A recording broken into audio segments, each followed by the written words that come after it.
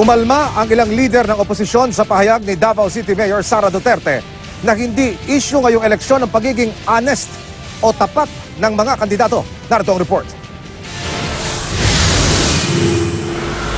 Sinasabi ko sa kanilang lahat, walang isang kandidato dyan na hindi nagsisinungaling, kaya hindi dapat nagiging issue ang honesty ngayon. Ang pahayag na yan ni Davao City Mayor at hugpong ng pagbabago Chairman Sara Duterte, inalmahan ng campaign manager ng 8 Diretso na si Senador Kiko Pangilinan.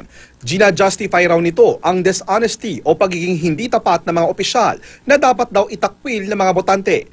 Hamon niya sa mga kandidato ng hugpong ng pagbabago, magpaliwanag kung sang-ayon sila sa pananaw ng presidential daughter, para raw magkaalaman kung sino ang dapat pagkatiwalaan sa Mayo. Si Vice President Leni Robredo na chairman ng Liberal Party, hindi raw sang-ayon sa pahayag ni Inday Sara.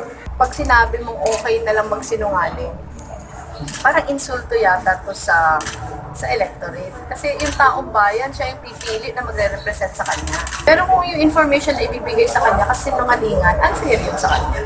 Sagot naman ni Mayor Sara Duterte, tinutulungan niya lang daw ang mga anyay black hole candidate na iligtas ang sarili nila mula sa kani-kanilang hukay. Gumagamit daw kasi ang mga ito ng mga mali at mapanlinlang na pahayag at maging ng mga kasinungalingan para atakihin ang ibang kandidato at maging si Pangulong Duterte. Yan daw ang dahilan kaya hindi raw dapat atakihin ng mga ito ang ibang mga kandidato tungkol sa pagiging tapat, lalo't sila raw mismo ay mga sinungaling. Nang tanungin ng palasyo kung importante ba sa Pangulo ang pagiging tapat. I will have to ask him that.